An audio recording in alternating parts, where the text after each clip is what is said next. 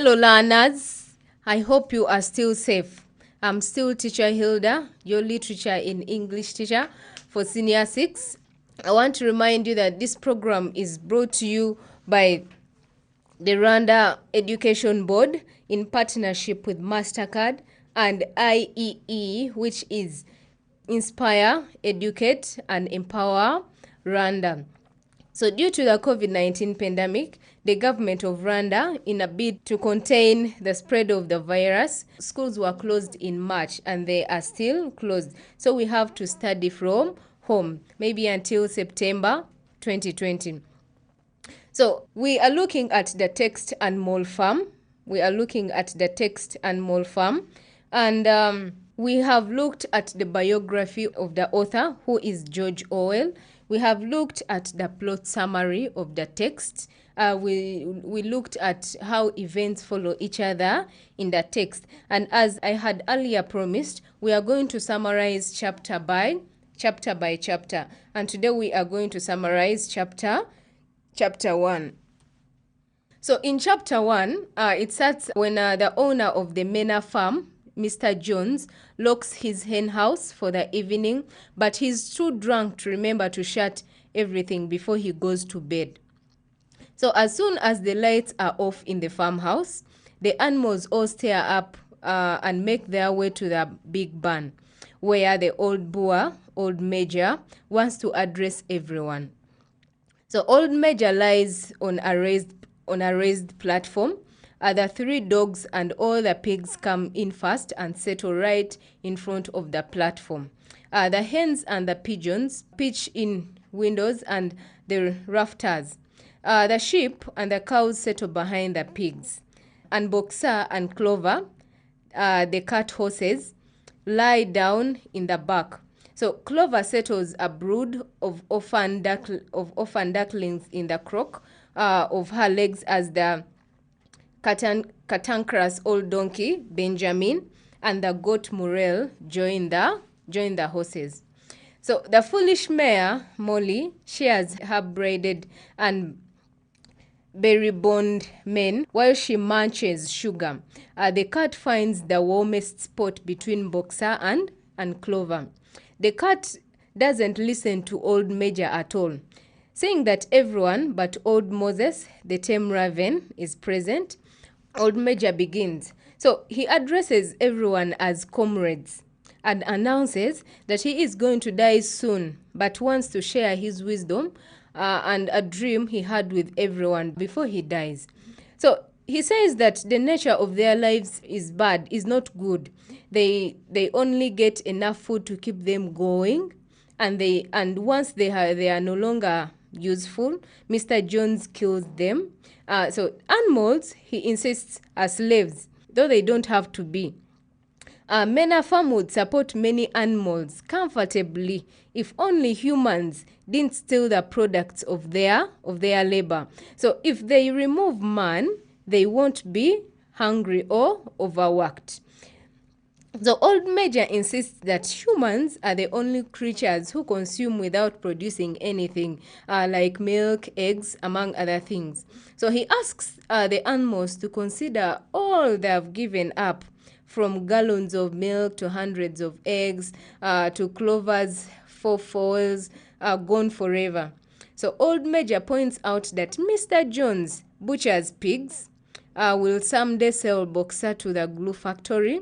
When he can't work, when Boxer can't work, he will be sold to the glue factory, and drowns dogs when they get too old. So man, old Major suggests, is the root of all evil.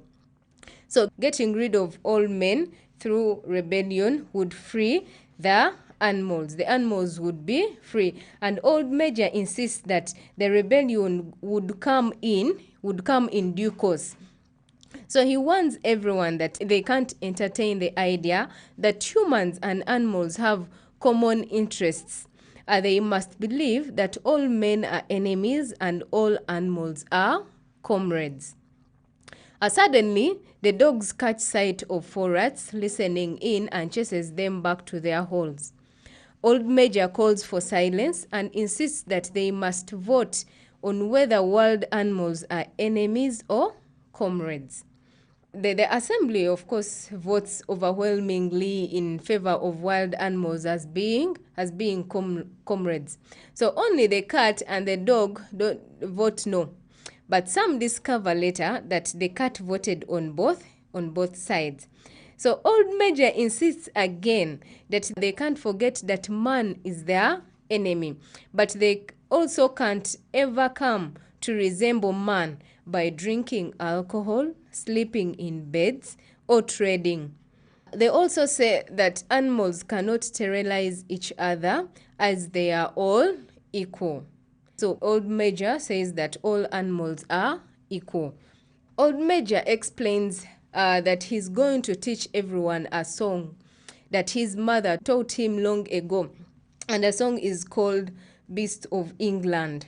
And it speaks of a golden future in which animals will be free from human tyranny.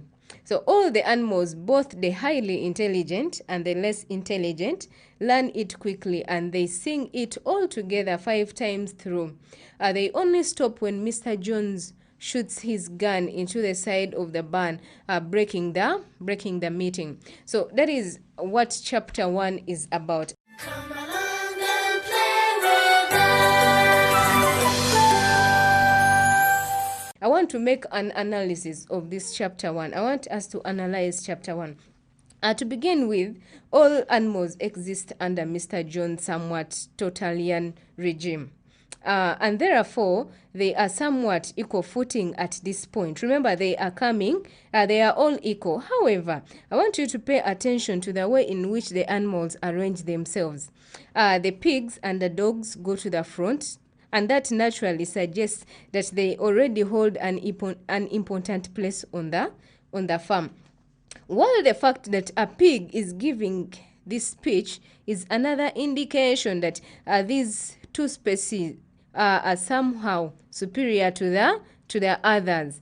So in this sense, this presents the beginning of class distinction on the farm.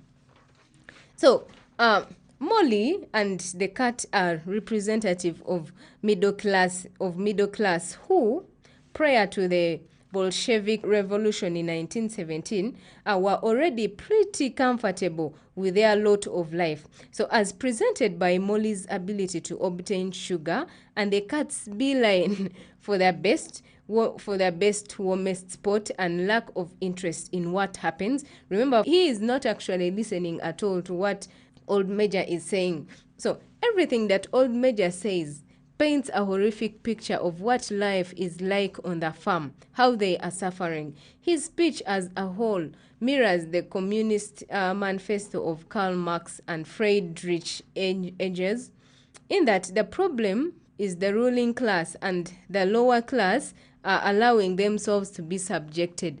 Man is the one ruling the animals, and that the animals are subjecting themselves to the harsh rule of man. So what do they want to do? They want to be independent. And again, the idea that humans are the only creatures who don't produce anything is a direct parallel to the Communist Manifesto, as Marx proposes that the real evil is that people don't get to enjoy the fruits of their own labor. Rather, they make chairs or farms for others who then profit off their labor. So I want you to notice that Old Major uses absolutes when he warns the animals that they cannot ever think that animals and humans might be able to work together. This means that if the animals take this seriously, there will be little room for the nuance. Despite the absolute language Old Major uses, it is important to keep in mind his warning that once the animals achieve a revolution, they cannot come to resemble those who once oppressed them. And who is that? Man, like human. With this, he alludes to the idea that revolution and rebellion are, to a degree, normal for who to seize power or to want to have all of it, while also warning everyone to be on the lookout for corruption. So Beast of England represents the unifying power of language. Every animal, no matter how smart, can learn it, rally around it, and take heart in its revolutionary content. However, note that it idealizes the coming revolution, which leaves little room for realities of humans or animals' nature to complicate things. So that is all about chapter 1. So chapter 1 introduces us to Old Major. He has called a meeting and all the animals have gathered. He is telling the animals that it is man that has led to their suffering, and all animals are equal. They have to vote whether wild animals are part of them or they are not comrades, and they overwhelmingly vote in favor that wild animals are also comrades. He tells the animals that they shouldn't behave like humans, for example, sleeping in bed, taking alcohol, among others. And he says that a revolution is going to come, but he wants them to be careful because to have a look out on corruption. Come along and play with us. So I want us to look at chapter 2. What is in chapter 2? We have looked at what is in chapter 1, and I've tried to analyze chapter 1. So in chapter 2, Old Major dies 3 nights later in early March. So over the next 3 months, his ideas captured the imagination of more intelligent animals on Mena Farm, especially the pigs. So 2 young Boers, Napoleon and Snowball, see that they must prepare for the promised rebellion, with a small fat pig named Squealer, who is a brilliant orator and can convince listeners of, do you know who an orator is? Someone who can speak and convince someone. Honestly, someone who is good at speech. So he is a brilliant orator and can convince listeners of anything. So they hold secret meetings and develop Old Major's teachings into a system they call animalism. They try to explain the theory to others, but it's slow going. Many animals suggest they owe royalty to Mr. Jones, and others point out that they will starve without Mr. Jones to feed them. So others insist simply that they don't need to care about what might happen long after they are dead. So Molly asks the silliest question, such as if there will be sugar after the rebellion and if she will still be able to wear ribbons in her mane. So Snowball patiently tries to impress upon her that she doesn't need sugar and that the ribbons are a badge of slavery. But Molly seems unconvinced. The pigs also have issues with the tame raven Moses. Though he doesn't work and therefore isn't well liked, he also tells tales about a place called Sugar Candy Mountain. He says that it's a beautiful place where animals go when they die. Many animals believe in Sugar Candy Mountain, and the pigs work hard to convince those believers otherwise. Boxer and Clover, however, prove to be the pigs' best disciples. They are not incredibly intelligent, but they distill the pigs' ideas into simple arguments that they share with the other animals. The rebellion arrives much earlier and happens much more easily than anyone expected. Mr. Jones, in the last few years, began drinking more, so he neglects his animals and property. In June, when the hay is almost ready to cut, Mr. Jones goes to Willingdon, gets extremely drunk, and is gone for a full 24 hours. His lazy farm hands hunt rabbits and don't feed the animals, and when Mr. Jones gets back, he falls right back to sleep. The hungry animals break down the door of the store shed and eat. Mr. Jones wakes up and leads his farm hands in whipping the animals, but the animals revolt and turn on the men. Terrified, the humans race down the drive, and Mr. Jones packs a bag and slips out a back way. The animals slam the gate behind Mr. Jones. So the animals first gallop around the farm and then destroy evidence of Mr. Jones' power. They throw bits, dog chains, and knives down the well, and they burn halters and whips. Snowball even throws the horses' men and tail ribbons into the fire, insisting that ribbons are clothes and the mark of humans. Animals, he suggests, should be naked. And at this, Boxer throws the straw hat he wears in summer and protects his ears from flies on the fire. So Napoleon serves everyone a double ration, and the animals sing Beast of England 7 times and sleep well. So in the morning, the animals all rush to the top of a hill to guard upon the farm. They inspect every building and pasture, ending with the farmhouse. Napoleon and Snowball lead the animals into the house for a tour. They are in awe of the luxury until they realize Molly is missing, but they find her playing with Mrs. Jones' hair ribbons and reprimand her. The animals agree to maintain the farmhouse as a museum. No animal should live there. After breakfast, Snowball and Napoleon call everyone together for an announcement. They reveal that the pigs have been teaching themselves to read and write over the past few months. Everyone watches as Snowball covers up Mena Farm on the gate with Animal Farm. So the farm was initially called Mena Farm, but now it is Animal Farm. Then at the big barn, the pigs explain that they have come up with the 7 commandments, which convey the ideals of animalism. Snowball climbs a ladder and paints the rules on the side of the barn. They read that anyone on 2 legs is an enemy, while anyone on 4 legs or with wings is a friend. So animals shouldn't wear clothes, sleep in bed, drink alcohol, or kill other animals.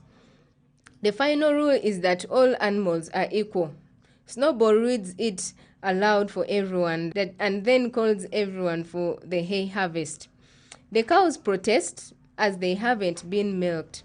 The animals wonder what to do with the milk, but Napoleon gallantly tells everyone not to worry about it. When the animals return that evening from the hay fields, the buckets of milk are gone. Come along and play with us. So I want to analyze this chapter 2. The difference between how the pigs begin to think about the revolution and how the other animals think about the revolution again start to show how class will develop on the farm. The pigs are already becoming part of an intellectual class concerned with abstract ideas and education, while the concerns of the masses, or in this case, the lower class, are mostly concerned with making it through the day and don't have the energy to consider the possibility that things will ever get better. As a parallel to the comfortable middle class, Molly's main concern is whether she will be able to maintain her cooperatively decadent lifestyle after the rebellion, a lifestyle that Snowball suggests is indicative of Molly having bought into the idea that being enslaved by the upper class and trying to move up is totally fine. So meanwhile, Moses is parallel to organized religion, which in the pig's mind distracts people from thinking about what truly matters. The rebellion of this life, not heaven in the next one, as represented by Sugar Candy Mountain. And one of the most important things to note here is that the rebellion happens when animals use their physical strength as one to overthrow their leader. Something that, unfortunately for those in the lower classes, the animals will go on to forget This event as a whole is a parallel to the Bolshevik Revolution, in which the Red Army, as well as the Tsar Nicholas's own guards, turned on him and ousted him quickly.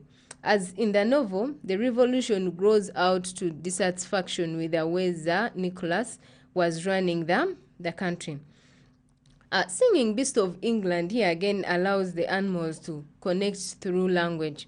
At this point, the song likely has more meaning for more animals, since they now have, in theory, not in practical, in theory, reached the golden time.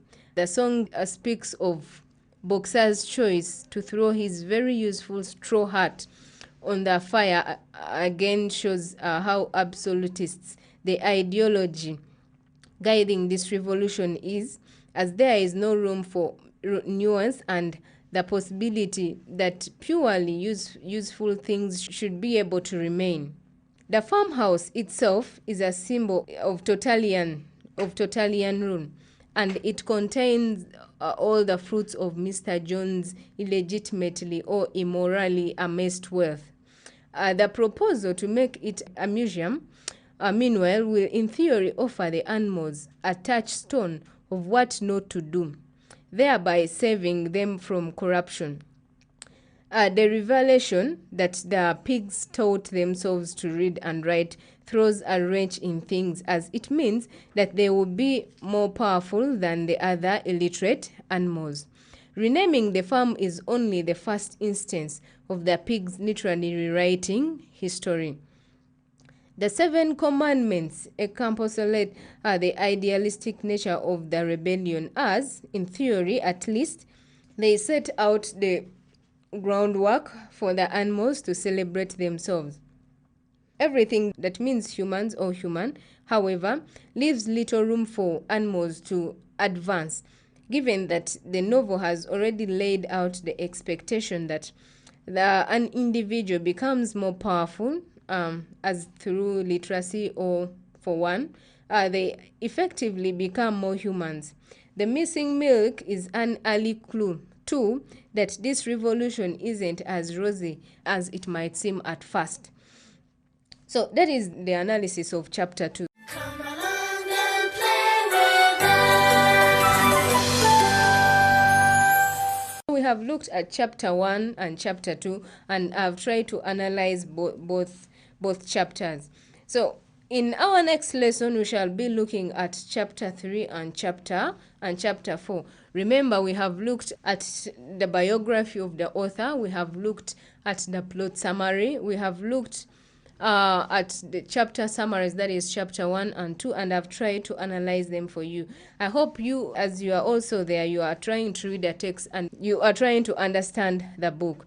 As time goes on, we shall understand the book more. If you keep reading the book, we shall keep understanding the book. So it's still, to summarize everything, we have looked at in chapter 1, Old Major calls a meeting and teaches the animals a song, Beast of England, which they all sing, both literate and illiterate, and he tells them that there is going to be a revolution which is going to free animals from humans, and he says that all animals are equal.